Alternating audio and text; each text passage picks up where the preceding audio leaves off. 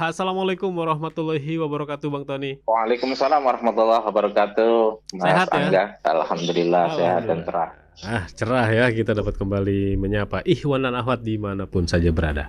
Bang Tony, kita menyoroti beberapa hal ya. Kalau saya ke Bang Tony ini benar-benar ingin bagaimana sih sebenarnya ini kisruh antara PKB dan PBNU. Bukan hanya isu yang lagi hangat sekarang ya. Mungkin Bang Tony bisa secara kronologis merunut supaya orang ini tahu gitu sebenarnya antara PBNU dan PKB ini ada apa gitu. Apakah sekisruh itu atau sebenarnya nggak ada apa-apa gitu ya, hanya masalah internal, masalah pribadi atau apa gitu ya, akhirnya dibawa ke politik, dibawa ke Kemenag, dibawa ke urusan haji ataupun ke urusan yang lain-lain. Mengawali pembicaraan kita Bang Tony, menyoroti PKB dan PBNU ini bagaimana ini satu rahim ini Bang Tony? Iya, hubungan antara NU dengan PKB ya, ini kan hubungan satu rumpun, di mana PKB dulu diinisiasi lahirnya oleh Gus Dur yang notabene beliau adalah ketua PBNU, dan PKB juga mengambil ceruknya dari dari NU, warga NU. Kalau kemudian kita breakdown, ya mayoritas pendukung PKB ya, atau pemilih PKB itu adalah warga-warga NU, kecuali di Papua misalnya, atau di sebagian ya, daerah-daerah yang notabene masyarakatnya non-Muslim, ya tentu saja bukan NU, tetapi kan itu jumlahnya sangat kecil sekali. Tetapi di lingkaran NU sulit kita menemukan, ya kalau toh ada sangat kecil orang Muhammadiyah kemudian nyeblosnya PKB itu kan, atau orang Al-Wasli ya Masumi lah, bukan Al-Wasli Masumi, atau orang Persis nyeblosnya PKB itu kan kecil sekali itu. Ini satu rumpun. Tetapi kenapa kemudian ya dua bersaudara ini seperti ada masalah yang sangat besar yang kemudian masing-masing membawa lembaganya atau institusinya, baik itu partai maupun ormasnya gitu. Tapi begini, kan kita lihat di media terus menerus ada kisruh di antara PKB dengan PBNU sekarang ya. Tapi coba kita lihat ya periodenya Said Agil, Kiai Haji Said Agil Siraj selama 2 periode, nggak ada kisruh itu. Iya. Coba, nggak ada kisruh, harmonis, gitu kan. Bahkan ada satu partai pun, ada satu partai kemudian mau silaturahmi kepada PBNU, PKB tidak berkenan, PKB cuman bilang kepada PBNU janganlah kali itu ya, nggak diterima juga, gitu loh. Iya, sampai segitu hubungan harmonisnya, karena memang mereka punya sejarah dari lahir, mereka memiliki sejarah emosional, secara psikologi, ideologi sama PKB dengan NU. Tapi kenapa kemudian sekarang PBNU dan PKB ada masalah, seolah-olah dalam tanda kutip ada masalah, dan PBNU gitu loh merasa resah dengan PKB gitu kan. Dan saya lihat PKB-nya yang nggak resah, PBNU ini merasa resah sekali dengan PKB gitu ya. Ini yang kalau kita baca di media ya, media kita mengikuti lah. Masalahnya apa begini? Kan begini. Jadi ada dua menurut saya dua persoalan yang harus dikelirkan. Yang menurut saya harus publik kemudian melihat. Yang pertama adalah bahwa ketika muktamar PBNU dulu ya, muktamar NU itu PKB ikut mendukung terhadap calon dan calonnya menang 2 periode.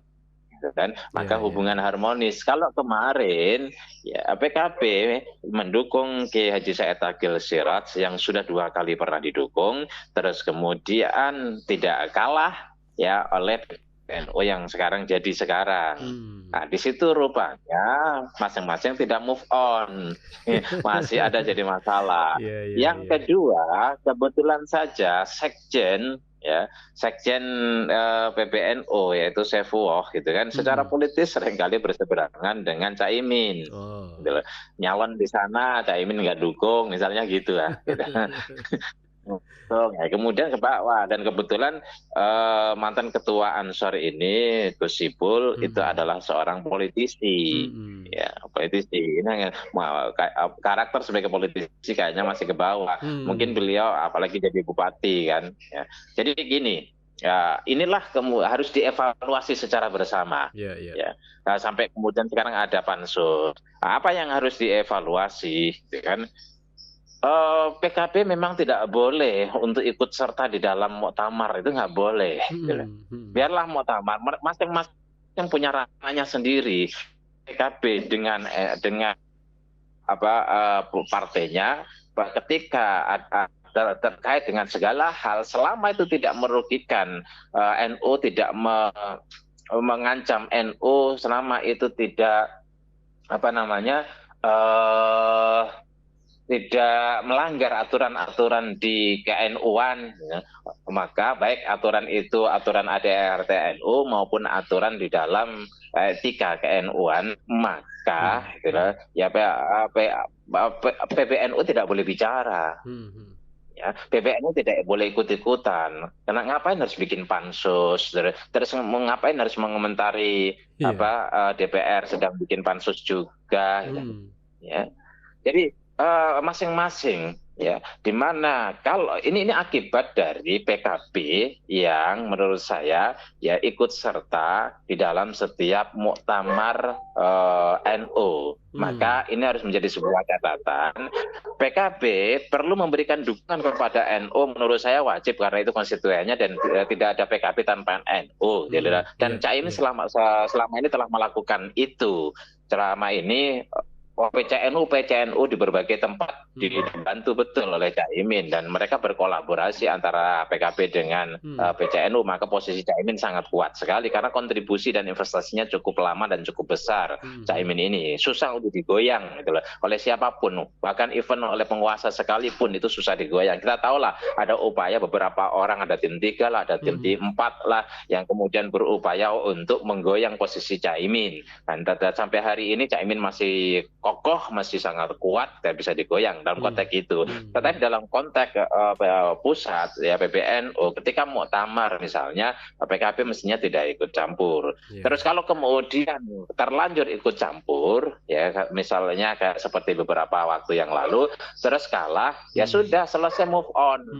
Ya, nggak usah kemudian itu jadi masalah karena nggak mendukung, kemudian PKB diungkra-ungkra dan sebagainya. PBNU harus menjaga marwahnya sebagai ormas, sebagai organisasi terbesar di dunia. Nah, kemarin saya sangat apresiasi, sangat senang PBNU membuat sebuah keputusan yang tegas kepada 5 orang yang saat ini yang kemarin itu sempat ke Israel. Menurut saya ini kemajuan yang luar biasa. Artinya apa?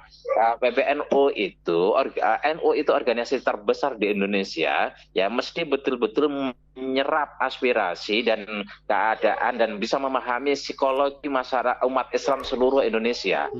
Ini yang menurut saya kemarin itu pas bahwa NU menjadi organisasi terbesar, kemudian menjadi leader, betul-betul menjadi leader untuk umat Islam di seluruh Indonesia. Gitu. Dalam konteks itu oke, saya apresiasi dan kita senang sekali. Tapi di sisi lain, PBNU nggak usah lah ngurusi PKB, menurunkan derajat. Gitu. Iya.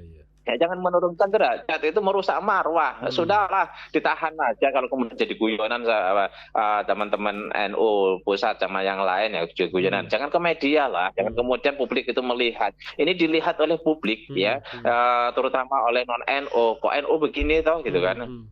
Kasus kisruh terus antara PBNU dengan PKB, dua-duanya rugi.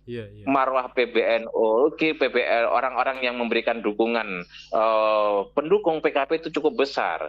Ya kalau PBNU melakukan itu, rasa simpati, rasa hormat, loyalitas kepada PBNU makin mengecil, makin hilang. Ya terutama bagi mereka para pendukung PKB. Karena itu berhenti.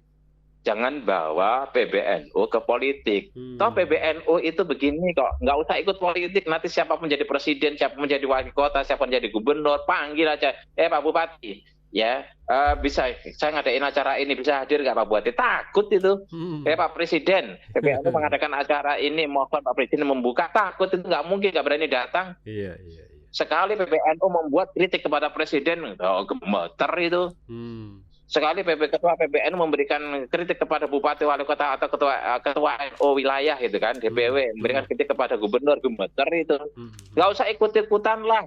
udah pasti terima banyak kok. Terima besar artinya akan dihormati, akan dihargai, ya akan membuat mereka getar. Udah NU itu hitoh tidak ikut-ikutan politik, ya di situ marwahnya terjaga, kehormatannya terjaga, ya kebesarannya terjaga. Siapapun yang terpilih, baik gubernur, baik presiden, gubernur, bupati, wali kota, ya kalau sudah selesai mereka dilantik, gitu loh.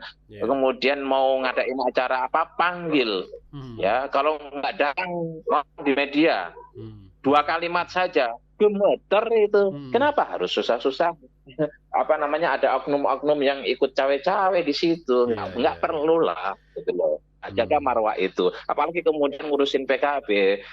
Kalau nggak mau dukung PKB, toh PKB juga lahir dari NU, ya nggak usah lah kemudian diungkrah-ungkrah itu loh, dirusuhin. Maka Jazilul kemarin bilang kan di media itu, Waketum PKB itu kan, kok semua salah di mata PBNU, kok nggak pernah berhenti itu menyerang gitu loh terhadap PKB. Dan ini ditonton oleh orang lain. Mau bikin apa namanya pansus atau apa itu 10 kali juga nggak akan kuat ini, apalagi Pak Jokowi juga 2 bulan lagi berganti kok kekuasaannya gitu loh. Dan Pak Prabowo beda lagamnya dengan Pak Jokowi, karakternya beda dengan Pak Jokowi. Nah, ini yang harus juga dipahami. Artinya wise lah bahwa PBNU itu adalah ulama besar, ya harus menjaga baik secara personal, pribadi keulamaan mereka, juga menjaga organisasi yang besar ini. Jangan sampai karena salah bicara, salah narasi, atau karena tidak bisa move on dari sejarah masa lalu yang pada akhirnya merontokkan marwah dari NU sendiri, terutama di mata orang-orang PKB, pendukung PKB, begitu juga di mata orang-orang umat non-NU. Dan ini menurut saya sudah dalam konteks tidak pantas lagi lah, tidak pada waktunya lagi lah. Ya saya sebagai orang NU, saya juga ingin bersuara, memohon dengan sangat-sangat kepada ulama-ulama kami, guru-guru kami, ya karena saya santri ya, guru-guru kami, ulama-ulama kami, masyayikh kami yang sekarang diberikan amanah di PBNU, mohon untuk menjaga marwah NU dengan tidak berkonflik dengan siapapun, terutama dengan PKB yang notabene satu rumpun dengan NU. Begitu. NU ormas yang besar. Setiap dinamik apapun yang terjadi di dalam organisasi ini kan pasti akan memantik reaksi dan juga komentar dari publik ya, karena publik selalu menyoroti itu. Jadi ada istilah NU matters nih kalau saya lihat di media sosial. NU itu menjadi pusat perhatian selalu gitu ya. Makanya tadi marwah ini perlu dijaga betul-betul. Melihat sosok-sosok dari para orang-orang penting di PBNU dan PKB-nya sendiri yang bisa bersinergi ke depan itu kan pasti ada gitu ya, Bang Tony ya. Iya, jadi kenapa jadi sorotan? Satu, NU itu terbesar. Yang kedua, NU itu dinamis. Ya, dinamis dalam pengertian ada dinamika, ada dialektika yang begitu. Karena memang misalnya di NU itu kan ada pesantren-pesantren, dan pesantren itu bukan milik NU secara organisasi, itu milik ulama-ulama. Ya. Beda dengan Muhammadiyah, sekolah ma'arif yang ada di kampung-kampung diniyah, kayak di kampung saya ada diniyah, ada wusta, itu bukan milik NU secara organisasi. Memang namanya ma'arif gitu, masuk di dalam ma'arif itu sebuah lembaga yang membina seluruh madrasah berafiliasi ke NU, tapi itu bukan milik NU, tapi milik masyarakat gitu ya, yayasan-yayasan masyarakat. Beda dengan Muhammadiyah. Muhammadiyah itu kan sekolahnya semua itu milik Muhammadiyah. Kalau atas nama Muhammadiyah berarti milik organisasi, manajemennya, keuangannya, dan sebagainya, semuanya. Jadi bisa pusat itu langsung mencat ke satu madrasah di kampung, itu bisa dipecat. SMP Muhammadiyah bisa. Kalau NU enggak, pesantren yang milik orang kiai pesantren sendiri, madrasah milik orang kampung di madrasah itu sendiri. Nah, NU sifatnya memberikan pembinaan. Nah, dari situ kemudian lahir tokoh-tokoh yang suka berbeda satu dengan yang lain. Di situ ada dialektika. Maka di situ saya bilang ada selalu dinamis gitu loh. Karena satu pesantren dengan pesantren lain itu berbeda. Satu madrasah dengan madrasah selain tokoh-tokohnya berbeda, yang seringkali dalam berpolitik berbeda, kemudian dalam madhab, dalam banyak beberapa hal lah, terutama dalam politik lah mereka berbeda. Meskipun dalam madhab misalnya madhabnya itu boleh dalam konteks fikih boleh Syafi'i, Hambali, Maliki dan Hanafi, tetapi secara umum kan juga Syafi'i, gitu kan, bahkan Syafi'iyah ini. Ya, tetapi dalam dalam beberapa hal terutama yang ada kaitannya dengan politik itu seringkali terjadi perbedaan di level atas, level menengah maupun level bawah, dan itu menjadi bagian daripada sebuah dinamika. Oleh karena itu media kemudian kalau anteng kayak Muhammadiyah kan, media juga nggak minat gitu kan. Muhammadiyah kan anteng, mau presidennya siapa, mau wali kotanya siapa, nggak peduli. Tetapi di NU sendiri Muhammadiyah nggak pernah bicara tentang khitoh gitu loh. NU yang bicara tentang khitoh tetap ada tokoh-tokoh yang selalu menggunakan organisasi, seringkali menggunakan nama NU untuk mendukung ini tertentu gitu kan. Ya, tapi dalam konteks ini menurut saya khususnya di PBNU, ketika masuk di PBNU harus clear tidak berpolitik praktis sama sekali, dan sehingga tidak ada nama oknum masuk pengurus PBNU tanda tangan tidak boleh ikut politik praktis. Jadi tidak memberikan kamu boleh milih siapa, tapi tidak boleh memberikan dukungan secara formal, secara resmi, dan disampaikan oleh publik bahwa kamu dukung A, dukung B. Selama kamu jadi pengurus di PBNU, selama kamu menjadi pengurus di PCNU, di PWNU, menjadi pengurus resmi tidak boleh ikut politik praktis. Yang di luar silahkan. Tapi kalau mau ikut politik praktis sendiri tugasnya menjadi apa? Anda keluar, Anda mengundurkan diri dari pengurus. Kalau itu bisa dijaga, ini betul-betul khitoh secara struktural. Gitu. Itu ya. Tapi nanti kalau ada yang mendukung kemudian dibilang itu kan atas nama pribadi, tidak atas nama PBNU. Itu atas nama pribadi, tidak atas nama NU. Iya, nggak bisa. Nggak bisa ya. Gitu kan? Nggak bisa. Apakah kalau kemudian dia datang ke situ, saya atas nama NU, pada akhirnya melekat di dalam dirinya mereka adalah pengurus NU, maka berlaku khitoh padanya tidak boleh ikut politik praktis. Ya, akan seperti itu. Kalau saya sebagai konsultan PBNU saya akan katakan begitu. Mas beri masukan begitu. Soalnya sebagai ormas besar ini, NU ini untuk elektabilitas tinggi, Bang Tony. Makanya tokoh-tokohnya. Iya, godaannya luar biasa. Godaannya luar biasa. Akan selalu gitu loh. Kok goda, ya namanya partai politik lah. Yang namanya calon anggota DPR pengen jadi berapapun uang kan dikeluarkan asal bisa menggoda. Ya tinggal NU sendiri, gitu kan. Menerima godaan itu apa enggak? Kalau mereka nggak menggoda, ya itu bukan caleg namanya. Kalau mereka nggak menggoda, bukan capres namanya. Kalau mereka nggak goda, bukan cagup namanya. Akan selalu digoda-goda gitu loh. Tegas saja gitu loh. Tidak ada istilah lagi itu oknum, tidak ada istilah lagi bahwa dia atas membawa nama pribadi, nggak ada. Selama menjadi pengurus NU tingkat pusat sampai tingkat bawah ya, termasuk Ansor dan IPNU, saya juga pernah jadi ketua IPNU. IPNU tidak boleh terlibat dalam politik praktis. Kalau itu dipegang, wah luar biasa. Silakan yang bukan pengurus ya, itu kan bukan pengurus, dia terserah dia. Dan nggak bisa dia membawa nama NU. Kalau kemudian dia tokoh NU, tapi kan dia pengurus NU, kami juga tidak punya hak untuk menegur. Bicaranya begitu ke BPBN. Baik Bang Tony, dari obrolan isu yang pertama kita beralih ke Megawati yang kembali menjadi headline di pemberitaan ketika menyindir bagi-bagi tambang gitu ya, lalu juga menyindir tentang kekuasaan yang akan berakhir gitu ya, karena kekuasaan itu tidak langgeng katanya, kalau sudah waktunya turun ya sudah gitu. Nah, dua hal ini yang diangkat oleh Megawati dan juga sosok Megawatinya ini dalam terakhir-terakhir ini bagaimana di percaturan atau dinamika politiknya Bang Tony? Iya, begini. Yang pertama soal bagi-bagi tambang ya, bagi-bagi tambang. Saya mendengar akan ada pergantian Menteri SDM, reshuffle, benar apa enggak? Karena pergeseran ini Menteri SDM nggak mau tanda tangan. ya mungkin secara administratif dan aturan belum memenuhi atau Hmm, gimana hmm, gitu kan. Isu-isu yang muncul Bahlil yang akan kemudian didorong untuk menjadi Menteri SDM gitu. hmm. Betul apa enggak kita nggak tahu, nanti kita coba tunggu gitu.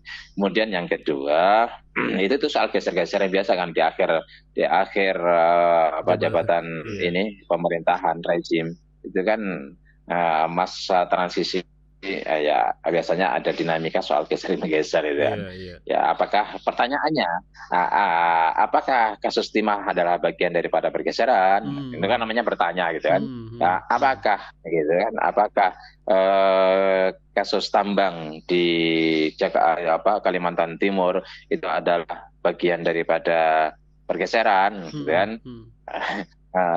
Apakah gitu yang punya Abu Rizal Bakri itu tambang Abu Rizal Bakri yang sekarang sedang mau diambil, apakah itu bagian daripada pergeseran dan Hmm. sebagainya. Apakah pertanyaan lagi judi online yang sekarang lagi marak rame diblokir itu bagian dari pergeseran? Namanya juga bertanya. Namanya juga Kita kan bertanya. nggak tahu namanya bertanya kan. Iya, Namanya bertanya gitu. iya. Oke, ya istilahnya ini pertanyaan publik yang saya wakili lah gitu. Hmm, Saya hmm. juga ikut bertanya deh Ikut gitu bertanya kira-kira juga. gitu. Ya, oke, itu yang soal ini. Kemudian yang kedua adalah soal kata Ibu Mega, ya kalau ya sudah kalau sudah waktunya selesai lah. Ya, itu sepertinya menyindir kepada Pak Jokowi Iya. bahwa dulu 2 periode minta 3 periode, itulah ya sudahlah. Tapi yang lebih menurut saya lebih up to date lagi bahwa eh, manuver yang dilakukan oleh Pak Jokowi dalam keikutsertaan di pilkada yang Mhm. dibaca oleh publik ya maksudnya Iya, iya. ini yang nampaknya disindir oleh Ibu Mega, Hmm, hmm, misalnya Lutfi bersaing dulu sama si Sudaryono. hmm. Sudaryono itu orang kepercayaan Pak Prabowo yang kabarnya disuruh juga sama Pak Prabowo untuk nyalon di Jawa Tengah. Hmm. Setelah kemudian kampanye kemana-mana, ya kampanye dalam pengertian fungsional ya, Iya. karena musim kampanye belum ada, ya kan banyak orang yang berkampanye ya belum menjadi calon, masih bakal calon. Hmm, Spanduknya ada di mana-mana, balihonya ada hmm. di mana-mana, bahkan di setiap sudut di Jawa Tengah ada balihonya, gambar fotonya Sudaryono ya. Tahu-tahu Sudaryono ditarik menjadi Wamen, Wah, men. Wakil Menteri Pertanian. Iya. Ya nggak bisa kampanye langsung mundur gitu kan. Ya langsung mundur. Terus kemudian Pak Ruti Kapolda. Nah, apakah kemudian Pak Kapolda kita tahu semua itulah Jenderal Bintang 2 Hmm, lulusan UIN Surabaya yang bisa sampai di bintang 2, yang bukan dari Akpol, yang bisa sampai bintang 2 dan menjadi Kapolda. Karirnya mentereng dan mungkin dia baru satu-satunya ya yang tidak dari Akpol menjadi hmm. Kapolda dengan pangkat bintang 2 dan kemudian sekarang ditarik menjadi Irjen atau apa itu beliau di Kemendagri atau mana. Terus kemudian apakah ini akan digeser oleh Kaisang? Pertanyaan kan gitu. Ini yang barangkali menjadi keresahan karena di Jawa Tengah itu kan dianggap PDIP sangat kuat Iya, sekali iya. dan PDIP akan punya calon, mungkin Pak Hendi mantan wali kota Semarang gitu. Hmm, Ini yang akan menjadi calon dan itu kalau kemudian lawan Kaisang ya, ini yang barangkali yang dikhawatirkan atau dikhawatirkan. diprediksi ya diwaspadai oleh Ibu Hmm, Megawati. Dan hmm. kemudian soal orang-orang di sekitar saya ya pada dirusui, pada dijadikan tertangkap, ditangkapin, ditahanin ya.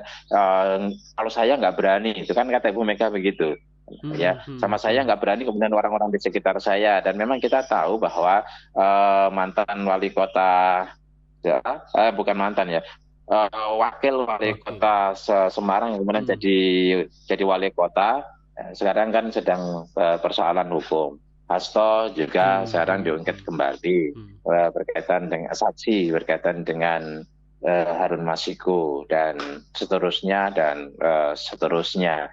Ya, terus kemudian orang yang mendapatkan dana dari mantan menteri orang PDIP, dari mantan menteri Mensos, gitu kan. Hmm. Sekarang kemudian bansos presiden, Iya, sekarang iya, juga iya, iya. diungkap kembali. Itu yang membuat Bu Mega. Tapi yang saya lihat Bu Mega begitu santai, Ya, ini begitu tenang Hmm. ketika berpidato dengan bahasa-bahasa jok, dengan bahasa-bahasa yang tidak ada beban. Hmm. Ini menurut saya secara psikologi itu kalau yang lain bicara itu akan keras, Iya, iya. akan kencang, akan tinggi dengan nada tinggi. Hmm. Tapi nampaknya Ibu Mega nggak gelisah.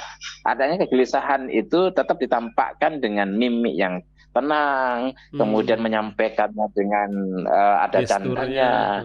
candanya, gesturnya juga santai. Hmm. Ya, menurut saya eh, nggak berani nangkap saya, gitu kan. Itu Hmm. dengan nada yang sangat santai itu ahli psikologi lah menurut saya yang perlu Hmm. menelaah atau menganalisis ini. Tapi menurut saya bahwa tentu dengan begitu, Bu Mega ada semacam masih sangat kuat, masih sangat percaya diri, Hmm. masih memiliki sebuah kekuatan gitu loh. Kemudian yang ketiga adalah soal apa yang keempat ya, soal Bu Mega ketika bicara tentang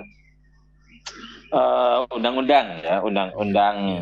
revisi undang-undang TNI Polri nggak setuju karena memang Hmm. kita tahu pada masa Ibu Mega ya revisi undang-undang TNI Polri di mana ada penguatan dari sisi Polri-nya.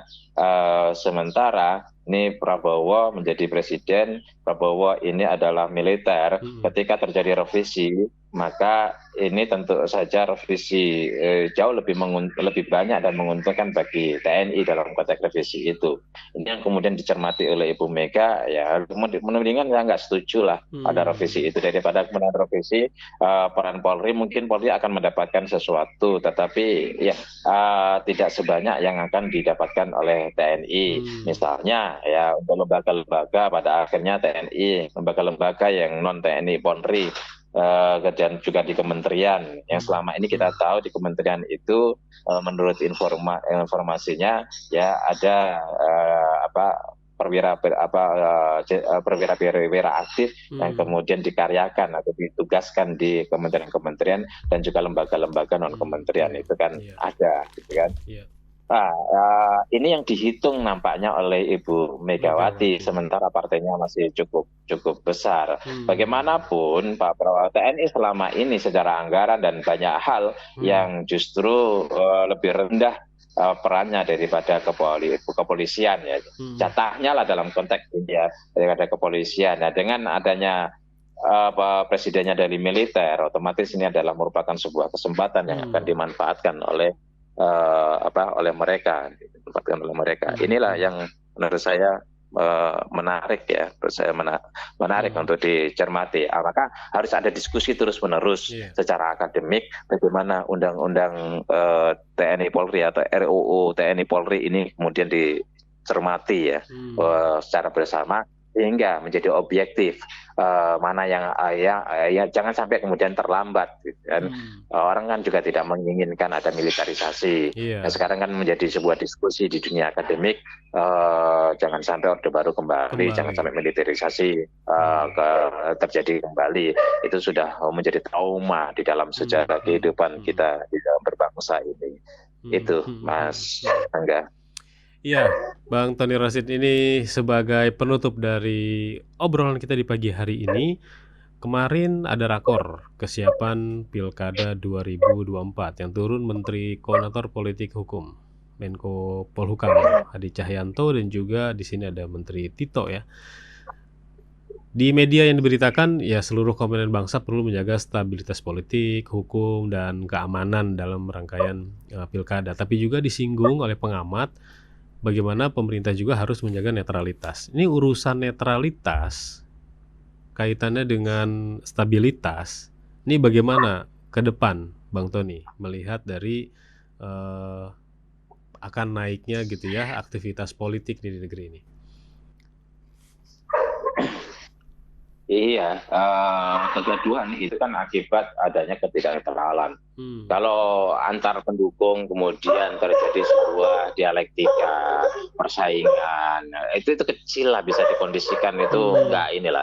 Tetapi itu akan kemudian menjadi kemarahan yang berkelanjutan di kemudian hari pasca pemilu, itu karena ada keikutsertaan ada cawe-cawe, Hmm. ada bentuk ketidaknetralan daripada mereka yang punya akses kekuasaan atau mereka yang menjadi bagian daripada kekuasaan Hmm. itu. Hmm. Hmm. Ini yang kemudian terus menerus. Ya itu sumbernya itulah. Saya kebetulan memang spesialis di teori konflik, gitu Iya, kan. iya, iya, teori Jadi konflik. kalau kita mau mencermati soal konflik itu sumbernya apa? Iya. Seringkali kemudian penguasa selalu mengartikan karena sumbernya begini, sumbernya begitu, sumbernya ini. Sumbernya adalah ketidakadilan, sumbernya adalah Hmm. ketidaknetralan. Kalau teori di Ibnu Khaldun itu ketika distribusi kekuasaan, distribusi otoritas itu Hmm. tidak proporsional, tidak merata, Tidak maka merata. itulah Hmm. sesungguhnya sumber konflik. Hmm. Nah, ketidaknetralan itu adalah distribusi otoritas yang Tidak tidak merata. proporsional. Si A itu dukung A, si ini, kemudian terlalu Hmm. ini dan sebagainya. Ya ketidaknetralan itu yang membuat konflik. Cawe-cawe lah bahasa okemnya sekarang lah. Hmm. Hmm. Cawe-cawe kekuasaan baik dari tingkat atas maupun tingkat sampai tingkat bawah. Ya, itu adalah sumber konflik, sumber kegaduhan, sumber ya memang betul stabilitas masih bisa dikondisikan sehingga stabilitas ini masih, tetapi ya ini Hmm. tidak Hmm. baik Hmm. bagi politik di demokrasi di Indonesia. Misalnya, gitu kan, ada Hmm. oknum-oknum yang ikut menjual senjata di OPM. Nah, Hmm. kan sudah sering kali terbukti kan Iya. ada oknum, katakanlah oknum gitu lah, Iya, iya, oknum iya. dulu di Aceh juga gitu, oknum gitu kan, oknum gitu kan. Iya, iya, Ya, iya. apa namanya, ya itulah yang kemudian merawat gitu kan, Hmm. ya, Hmm. merawat yang satu suruh gebukin ormas, yang satu suruh gebukin ormas yang lain gitu kan. Hmm. Kalau Hmm. di antara mereka ada penengahnya. Kalau di Al-Quran kan kita tahu bahwa kalau suami istri itu berkonflik, keluarga itu adalah sebuah komunitas terkecil, komunitas sosial terkecil, Hmm. bentuk sosial terkecil ya. Iya, iya. Kalau ada konflik ya damai sendiri komunikasi. Kalau nggak bisa ada pihak ketiga. Lah kalau pihak ketiga Hmm. itu gitu kan, ya terus kemudian mendukung satu untuk gebukin yang lain, kemudian lebih membela kepada yang satu, ya bukan menyelesaikan konflik tapi Hmm. justru Konflik menambah baru. konflik. Jadi cawe-cawe yang punya otoritas itu Hmm. adalah sebagai pihak yang paling bertanggung jawab karena telah menciptakan konflik atau justru membuat konflik itu semakin besar. Hmm. Dan ini yang terjadi di pemilu kita. Iya, iya, iya, iya. Sudahlah, pilkada inilah sebagaimana kita tadi awal berbicara itu, Hmm. ya, udahlah, nggak usah cawe-cawe lah, gitu kan. Hmm. Cawe-cawe itu akan dicatat sejarah sepanjang hidup kok, Nah, siapapun. betul, betul, betul. Gimana nggak cawe-cawe? Dulu ketika bikin ini pansusnya untuk ngerekut KPU, pansusnya untuk ngerekut Panwaslo, ada intervensi pihak-pihak, ya Iya, oknum iya. lah. Ya. Iya, iya. Tapi kok oknumnya 90%, kadang-kadang gini gitu. Oknumnya lebih banyak ya. Iya, itu Baik, baik. masalah. Baik, Bang Tony. Semoga ini netralitas ini bukan hanya sebagai jargon ya nanti oleh aparat, tapi juga menjadi hal yang bisa dilaksanakan. Terima kasih Bang Tony atas dialognya di pagi hari ini. Semoga Bang Tony selalu sehat. Baik, oke. Insya Allah kita jumpa lagi pekan depan ya. Ya, insya Allah. Assalamualaikum warahmatullahi wabarakatuh. Warahmatullahi wabarakatuh.